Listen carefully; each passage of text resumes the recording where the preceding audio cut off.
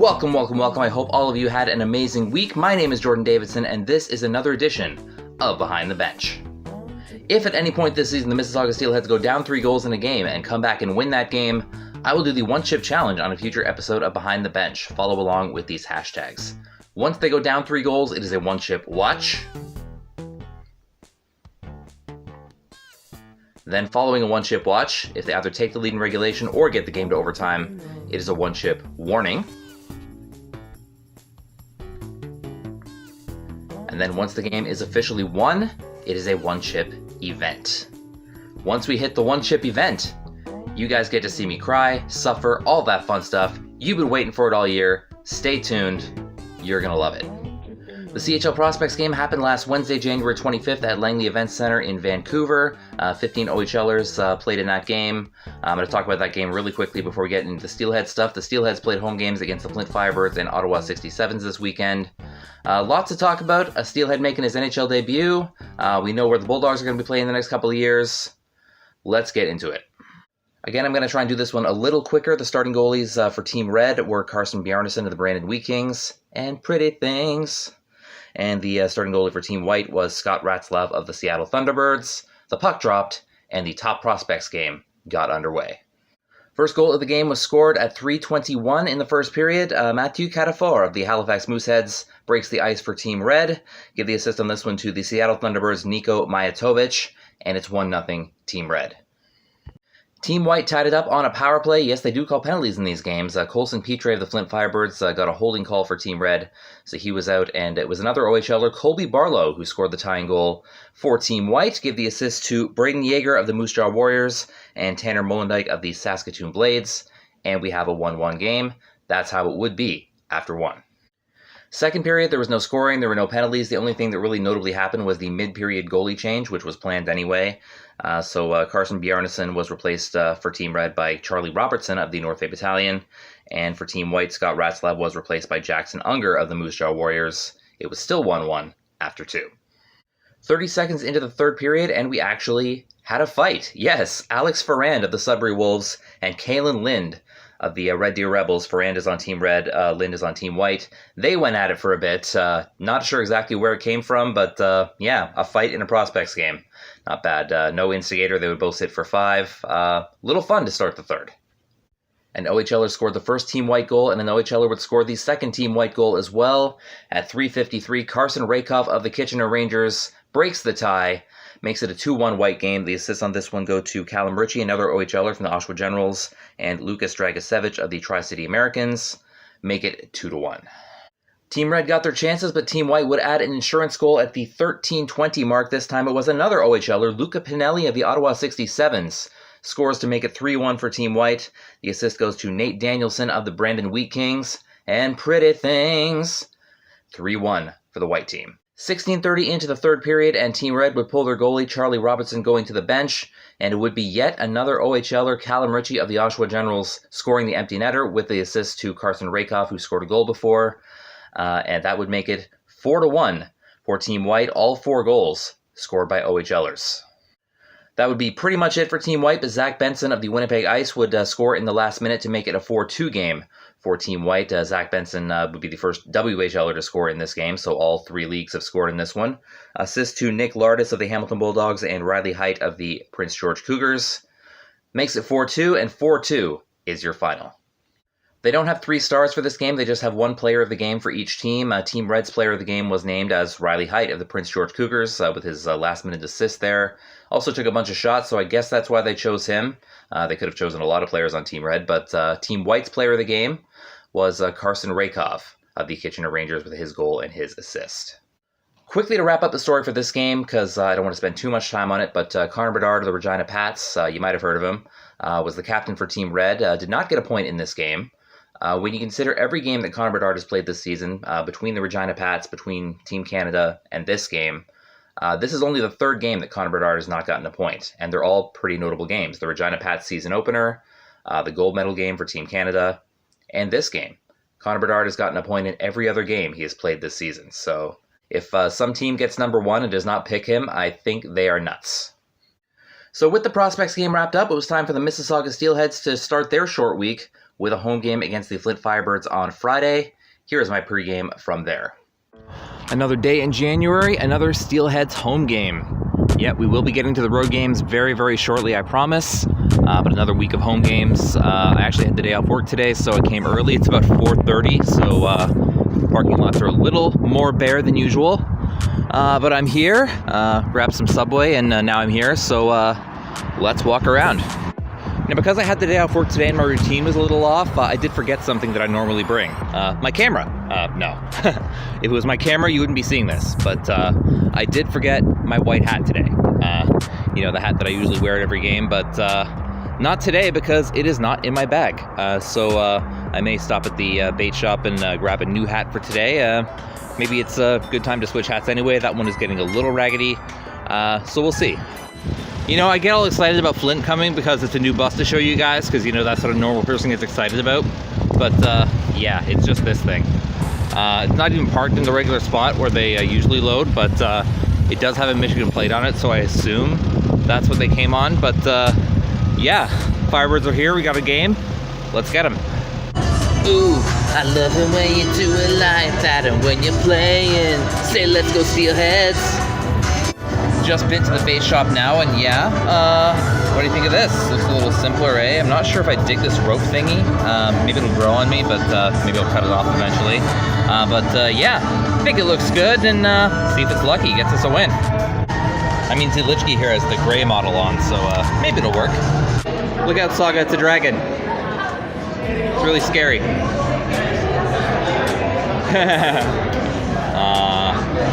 They're friends, it's okay. Flint team, beat the Flint team. They are coming here to play the trout. They are birds of fire, but Fishwater will put them out. Get it, boys. Another association night, Heartland Dragons. Hanging out on the bench, maybe learning a few things from JR here. Starting goalies, Alessio Bellieri for the Mississauga Steelheads and Will Cranley for the Flint Firebirds. The puck dropped, and we got underway. The Firebirds would get on the board first. Finn Harding took a hooking call just 50 seconds into the game, and at the 1:38 mark, it was Riley Piercy scoring his 14th goal of the season for the Flint Firebirds, give the assist to Amadeus Lombardi, and Colson Pitre, who was just playing in the Prospects game, gets the second assist. It is 1-0 for the Flint Firebirds at that point. Game would be tied relatively quickly, though, at the 3:42 mark for the Steelheads. Did I mention I love this new top line? It's crazy, man. A point shot by Chaz Sharp is tipped in front by Luke Misa, who is on fire. Misa with the goal, Chaz Sharp with the first assist, James Hardy picks up one as well, and it's a 1-1 game. Flint would take the lead again later in the first period at the 8:09 mark. A beauty pass from Gavin Hayes to Amadeus Lombardi past a diving Alessio Bellieri would restore the Flint Firebirds lead. Again, Lombardi give the lone assist to Gavin Hayes, and we have a 2-1 lead for the Flint Firebirds. But before this first period would be done, the tie would be restored again. Another goal by Porter Martone. Looked a lot like his first goal. The kind where he takes the pass and fires it from the wing, finds the empty spot. Porter Martone with the goal, give the assist to Kai Schwint and Jack Van Volsen. And after one, we would have a 2-2 game. Just one goal in the second period, but it's a bit of a funny one. Bryce Cook is able to take a shot on Will Cranley. He rings it off the top iron. A bunch of Steelheads fans start cheering. They think it's a goal, and maybe Will Cranley thinks it's a goal too. He kind of relaxes. But Justin Dizzotti is in the area. He knows that the play is still going. He gets the puck, and he is able to shuffle it past a relaxed Will Cranley to officially give the Steelheads their first lead of the game. Justin Dizzotti with the goal. Bryce Cook gets the first assist. Apparently his first assist as a Steelhead. I didn't know that at the time. And Lucas Carmiras gets assist number 2. That makes it 3-2 Steelheads, and that is your score after 2. So the game's not over yet, guys, but I just got some fun breaking news. I just found out Owen Beck, who was a Steelhead officially until January 7th, just was called up on an emergency basis by the Montreal Canadiens, and is going to make his NHL debut tomorrow night for the Canadiens against the Ottawa Senators. So that is kind of fun. I might actually watch a Canadian Senators game tomorrow and unironically enjoy it. So yeah, congratulations, Owen Beck, and yeah, let's see if we can hang on and win this. Now, Tristan Bertucci of the Flint Firebirds took a check to the head penalty in the last minute of the second that was still going in the third. While the Steelheads are still on that power play just 30 seconds into the third period, Luke Misa able to swing by and backhand one in for his second of the game. This dude has been hot. This is the Luke Misa they envisioned when they took him in the first round in 2021. Give the assist to James Hardy and Xander Vecchia on that one, and we have a 4-2 lead 30 seconds into the third. It did not stop there, just the 2:24 mark of the third period. Porter Martone with a beautiful centering pass backhanded to Charlie Callahan, who was able to fire it top corner. Charlie Callahan scores the Steelheads' 5th goal of the game. Assist to Porter Martone and Jack Van Volsen. And we have a 5-2 game. And keep rolling they do. 6:06 into the third period. It is Xander Vecchia with a tip in front after taking a pass from behind the net. He makes it 6-2 with his 13th goal of the season. Vecchia has been red hot. That whole top line has been red hot. So Vecchia with the goal, Luke Misa and James Hardy with the assists, and you can make it 6-2. Bit of a scary moment at the 10:48 mark of the third. Dmitry Kuzmin is already in the box for Flint, serving a tripping call. James Hardy takes a cross-check to the face from Blake Smith. He's in a lot of pain. He's losing some blood. He was in danger of losing some chiclets as well, I think. But he'd be fine. Blake Smith got the major in the game misconduct. I think he was suspended for 3 games as well. So Flint would be down 5-on-3 for a bit. Kuzmin would get out. But before the major was over, Kuzmin would be back in the box for a cross-checking call. That was at 15:02. And it was while they were on that very short 5-on-3. The Steelheads would get their 7th goal of the game on a point shot by Chaz Sharp. At the 15:40 mark, assist by Jack Van Volsen and Charlie Callahan. They killed it for a while, but they couldn't kill it forever. It is 7-2 Steelheads. So the Steelheads pretty much had this one in hand, but I do want to talk about the last goal because it was a milestone goal for somebody. Porter Martone with a beautiful backhand move for his second of the game. And the assist went to Stevie Leskovar, which is his first assist in the OHL. So Martone from Leskovar makes it 8-2 Steelheads, and that would be your final. A huge one-sided win for the Steelheads. That would make it 4 straight for them. Here are the 3 stars and what I got post-game. How are they going to pick just 3 stars? All right, fans, here are the 3 stars of the game tonight, presented by Promoculent. Raise your game. The 3rd star, with 3 assists, number 41, Jack Van Volsen. Jack! Give out that bottle. Oh, don't fight over it, kids. The 2nd star had 2 goals and 1 assist, number 94. Order! See, there's another one coming. Oh, they're drawing a crowd. Well, he went long on that. And the 1st star with a pair of goals and 1 assist, number 33.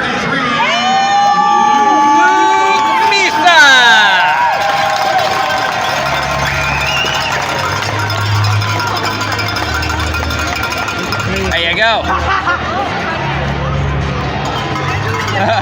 Gray shirt wins it.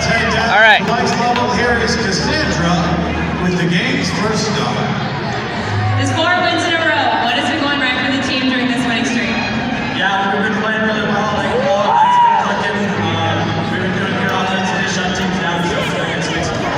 All right, and going into Sunday, you're versing one of the top teams in the league. How do you plan to take that into Sunday's game? Yeah, they've got a lot of good.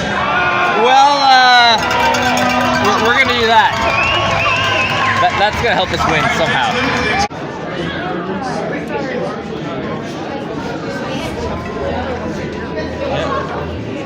Everybody.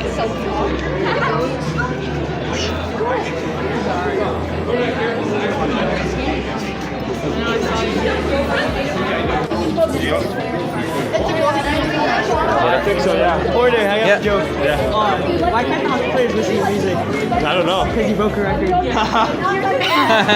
Nice.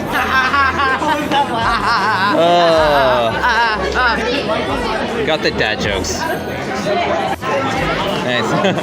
Hey, Sarah. I have a joke for you. Look on the internet, so don't laugh. A joke? Why would you so good at hockey? The what? Why would you so good at hockey? I don't know why. You always have a bad trick. Atta girl. I have another joke.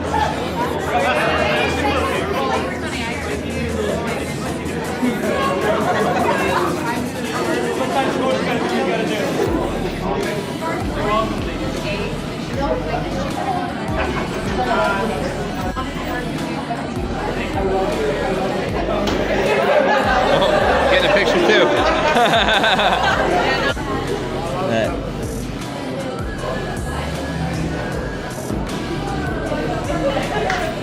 Hey, buddy.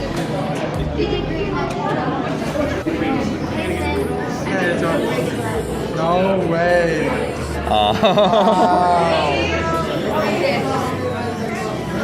Thank you. That's incredible. Oh, yeah. Wow, look at this. That's my name and everything. Oh, yeah. Wow, that's very nice. Thank you. Hey, Joe, what's going on? Okay. He's gonna wear that till he's 70 years old. Yeah, I'm wearing the name now. Yeah. This is the 130. Very bottom. Yeah. Oh, yeah. See you, Joy. Have a good night. Well, sometimes it's a ghost town in there, and sometimes it's so loud you don't know what you're getting. So, yeah, great win for the Steelheads, 8-2. Got Ottawa on Sunday. We'll see you then. I'm gonna get home. We got some more wet snow. So until Sunday, bye-bye. Now, before we get into Sunday's Steelheads game, I'm gonna touch on this for a little bit. We found out during Friday's game, Owen Beck, who the Steelheads traded to the Pete's 3 weeks ago, just earned an emergency recall to the Montreal Canadiens and was going to make his NHL debut on Saturday in Ottawa. Of course, the Montreal Canadiens having some major injury troubles right now, so for Saturday's game, they made the call to the OHL to get Owen Beck. The rules for calling up an OHL player mid-season are very strict. This is what they are. Can't be more than 5 games, and you can't miss more than one of the OHL team's games. Has to be between November and March, November 1st and March 1st. And they must already have 2 emergency recalls on the roster before they can make a call to the OHL. They try to keep the OHL players in the OHL for their development, so they try not to take advantage of that too much, but they made the call for Owen Beck. He played an NHL game. This is how it went, briefly. I'm not going to go into the game in great detail. The Ottawa Senators did win the game 5-0. Here's how Owen Beck did. He got 9 minutes and 48 seconds of ice time. He blocked a shot. He won a face-off. He was a -1. Pretty much all you can expect from a guy who was called up at 18 years old as an emergency recall. He would just get the 1 game for the Canadiens. He was returned to the Peterborough Petes, and he would play for the Petes on Sunday. They would have been able to keep him for Tuesday's game in Montreal against the Senators. It would have been within the rules, and then it would have been the All-Star break, so he probably would have gone after then. But Montreal opting to just have him play the 1 game. So we move on to Sunday and the Steelheads home game against the Ottawa 67s. Here is what I got from pregame.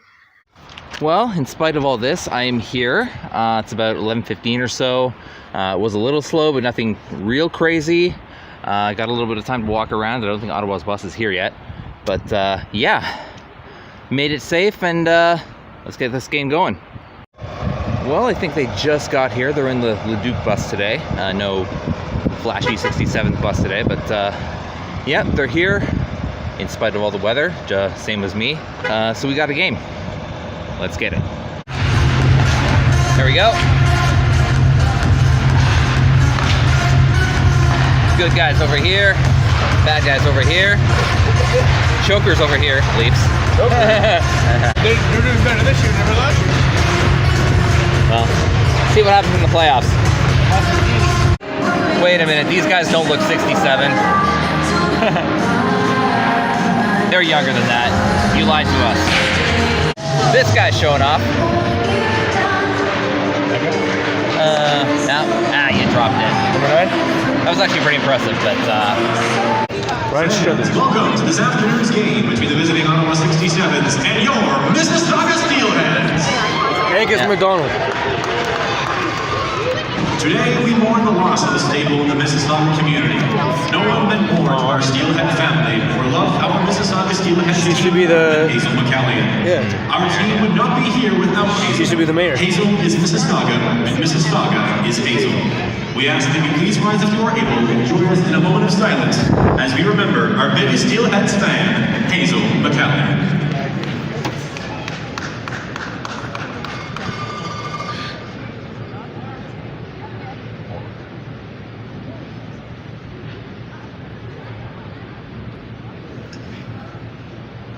Thank you.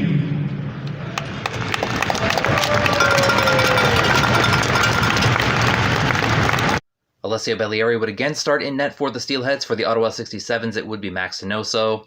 Following the moment of silence for Hazel McCallion, the puck would drop, and we would get underway against Ottawa. First period, lots of defense. The shots were 9-6 in favor of the Ottawa 67s. Ottawa did take a couple of slashing penalties during the period. Luca Pinelli and Frankie Morelli both took one, but none of consequence. It would be 0-0 after one. A lot more defense to start the second period as well, but Ottawa would get on the board first at the 10:18 mark. Vincenz Rohrer taking a one-time shot and putting it past Alessio Bellieri. Rohrer with the goal gave the assist to Thomas Sermon and Matthew Mayich, and it's 1-0 Ottawa. A few minutes later at 14:20, Luca Pinelli, who scored a goal in the Top Prospects game earlier in the week, would score one in this one as well.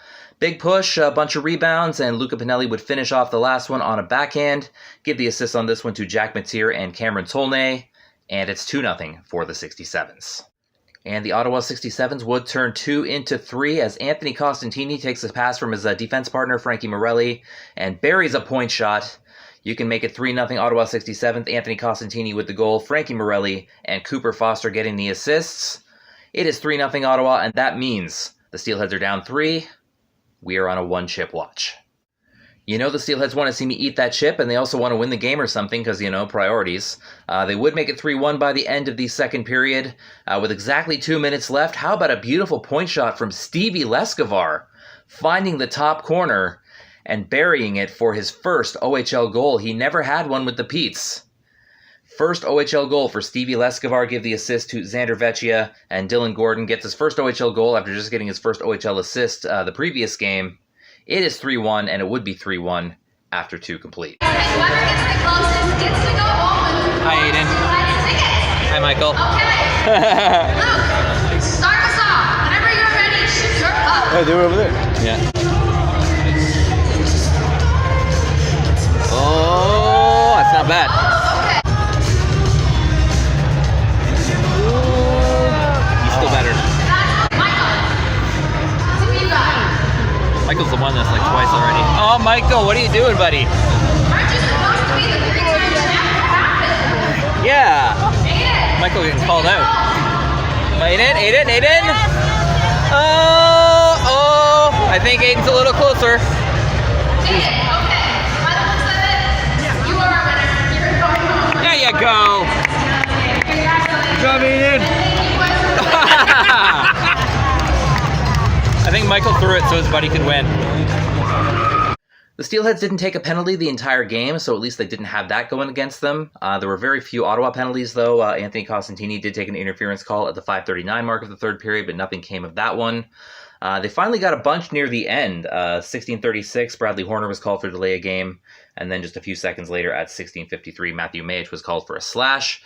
So the Steelheads had a 5-on-3 and make that 6-on-3 as they decided to pull Alessio Bellieri at that point as well. They finally did score on the 6-on-3 at 18:14 with James Hardy scoring 29 on the season. Give the assist to Porter Martone and Luke Misa. And with just under 2 minutes to go, the Steelheads had pulled within a goal. Steelheads tried to keep it going. They kept Alessio Bellieri out. They did end up taking the lead in shots after trailing the shots for most of the game. They ended up 31-30 in favor of the Steelheads. The shots did. But it would be for naught. Brady Stonehouse would score the empty netter for the 67s. Give the assist to Matthew Mayich. That would make it 4-2 Ottawa, and that would seal it as a 4-2 Ottawa victory. The Ottawa 67s add to their league leading point total, which is now at 68. Here are the 3 stars and my postgame. Ladies and gentlemen, here are tonight's 3 stars brought to you by Pro Hockey Life. Raise your game. Your 3rd star from your Steelheads, number 14, James Hardy. There you go. New thing, gives away a water bottle.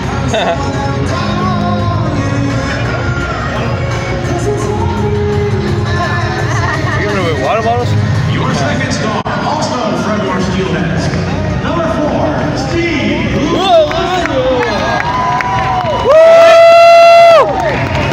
Stevie picks this side.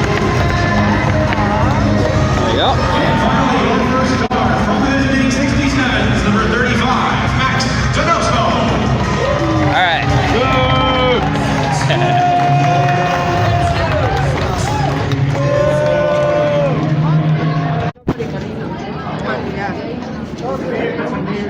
But I could. Yeah. See Adam? Yeah.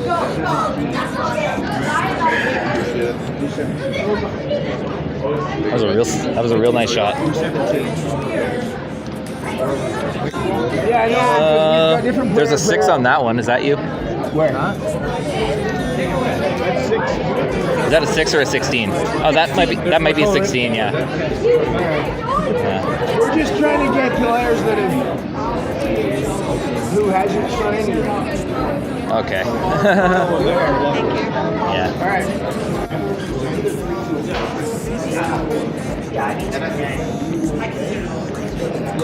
Okay. I was trying to get everyone that we don't have, and I didn't. Yeah. So they can figure out.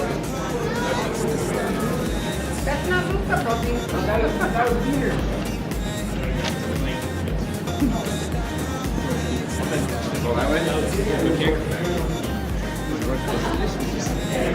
You can't do that for the guy back there. Yeah. That guy. Brother plays for the Calgary Wranglers. Yes. Yeah.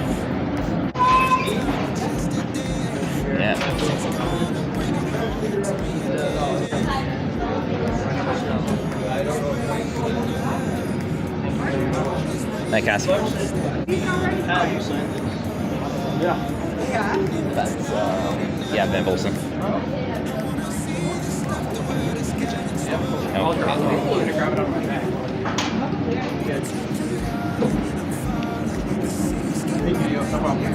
Thanks. Oh. No, you're great. You signed a couple of these for me last time, and I told you I'd give them to you. I was gonna mail them to you, but they got returned, so I just figured I'd be back. Yeah. There you are. Yeah. Have a good night.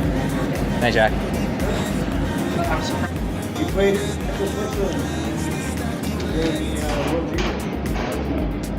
how'd you get? Yeah, you get it. So yeah, we had three Steelheads players. Yeah. Thank you. Yeah. Night, buddy. Yeah, you signed right there. No, he said the goalie, and I was like, yeah, maybe. Yeah. Alright, bonsoir.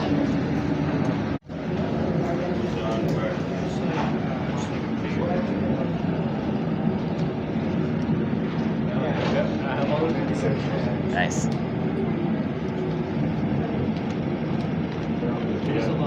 Yeah.